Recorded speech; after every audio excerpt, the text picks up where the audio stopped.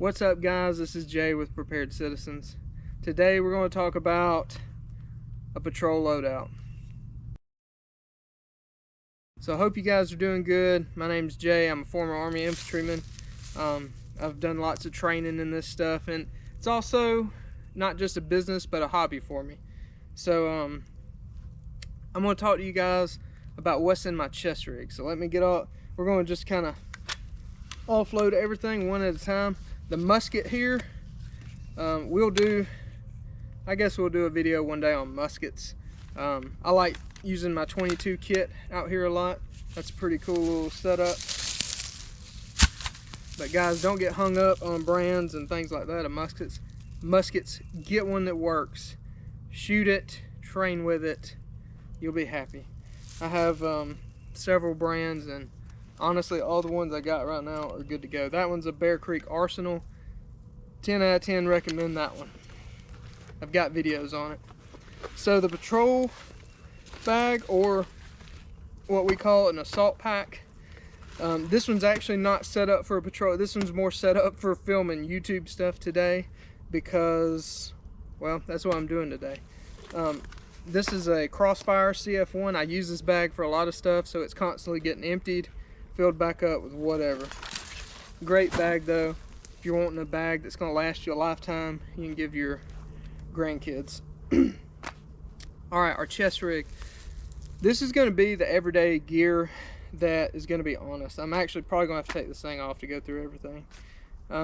First things first is the primary reason for a chest rig is a place to carry your ammunition. I like this one. This is a SOE 8 mag stack. But again, I'm really not trying to push brands. I'm just showing you what I prefer. I got 8 magazines right here. I have one in the gun. I think that is probably very appropriate for most scenarios. I don't think 8 magazines is good. I'll accept 6. I do not like micro rigs. I got some, but not what I would recommend to a friend. I got a pair of gloves. These are some mechanics gloves. These have been holding up pretty well. I've not broke them yet. Let's see. Important stuff. Water. I got a Canteen pouch over here with a 1 quart Canteen in it. I got the cook system along with that, so if you did need a cook, you got some kind of sustainment.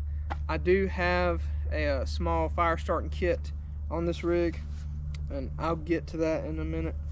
Radio. We got our radio right here. This is a UV5R. We got comms, and of course you cannot forget whatsoever medical. Now this pouch right here, a lot of you is going to scream about this, and those of you that's trained with me know what I'm about to say. I got all kind of stuff in this pouch right now. As you can tell, I'm in blue jeans. I may die today, who knows. But in here I got a red lens flashlight, I got a marker, I got my medical kit, I got an observation device, a monocular, and I got an extra Slishman pressure wrap. Now, why would I keep all this together? First off, when I am patrolling like today, I've actually been keeping this in my hoodie, but normally in a real SHTF, when we're doing this in a team, when I got a team of guys with me, we always wear some kind of combat pants. Those 2 front pockets up here where you can adjust your knee pads, and this one, my right one, I always keep the monocular. In the left one, I always keep a tourniquet, just like I do in my blue jeans, just like I do in my shorts. That tourniquet is always there, okay? So I think that's really important, trying to keep that stuff the way it is. The reason I keep all this in this pocket though is because I keep this rig ready to go. This rig stays like this, okay? Stays like this all the time. It's always ready to go. So that's why it's there. Now, as far as medical too, if I need to get this, I can pull this out and nothing is coming flying out too. And I can actually, I should have done it a while ago, but I can actually pull it out with the monocular in there too. But again, if I'm on a real patrol, I actually have been wearing this in my hoodie. I just put that back in there to show you guys. But I always keep, that's where I keep it, to keep it ready to go. Right here beside us, beside our medical kit, I keep a multi-tool. I like having some kind of multi-tool. I can't tell you how many times I've not had a multi-tool and I needed one, so it just kind of became standard to keep on my chest rig. All right, I'm gonna clip this thing so I can move it around. All right, so now that we got our canteen pouch on front, so obviously the main compartment is gonna be our canteen. On the front is my compass. This is actually the compass I had in the military. It's that Kaminga. I probably messed that up, but I just can't say enough good things about that compass. It's a good one, and it got me through the military. It got me through Stoker's land nav course, and it's just an excellent compass. And I do like this SOE pouch. It's the improved canteen pouch. I do like it because the pockets are bigger than the GI pouch, and I can fit that compass in there easily. In the military, I had to like stretch it out big time to get that to work. So back here in this pocket is pretty important. Always keep some kind of knife. This is that little $5 Walmart knife, little Benchmade knockoff. It works great though, it's super sharp. Fingernail clippers, and you gotta have, if I can get it, a lighter, a Bic lighter with some duct tape. And then I got purification tablets for the canteen. Guys, you gotta have a way. I like having a way to start a fire. I like having a way to purify my water if I don't have the time to use fire. Just little things to consider you might want to have on you. Fingernail clippers is a super big deal. Today I ripped this fingernail off. Luckily it didn't start bleeding or anything, but guys, think about it. If you rip a fingernail out in the field, if it starts bleeding, that means you've ripped some skin off. That's the layer that protects you against bacteria and infection, your skin. And if you get infected, your finger gets infected or something like that when you're out in the field and you don't have your boo-boo bag like you should have, or your fingernail clippers to fix it and correct it before it gets worse. Man, I can't tell you how many times I've seen that almost take people out of the game because they rip their nail open, get an infection, and don't have a way to treat it. So something to consider. Okay, all right. I'm gonna do this the best I can. I may actually just put this like this. This is kind of wonky, but I want to show you guys what's in the front. We got a big long zipper pouch here with more stuff you should have on you. So in the very front, this is maps of the area. You should always have your area maps for wherever you're patrolling. I got a protractor. I got a Right in the Rain with multiple colors, things like that. You really want to have that kind of stuff. Those are necessities. Those are additions you want to have with your compass. Over here on my left side, I got a signal panel. Why would you need a signal panel? Well, there's many reasons for that.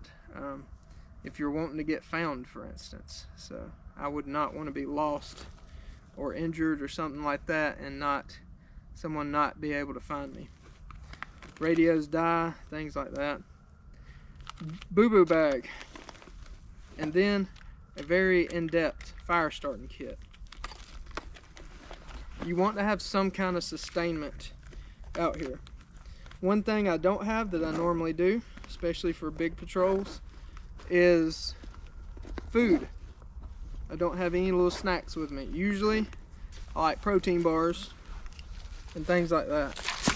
You'll also notice I typically run a speaker mic because I don't want to pull my radio out and do all that.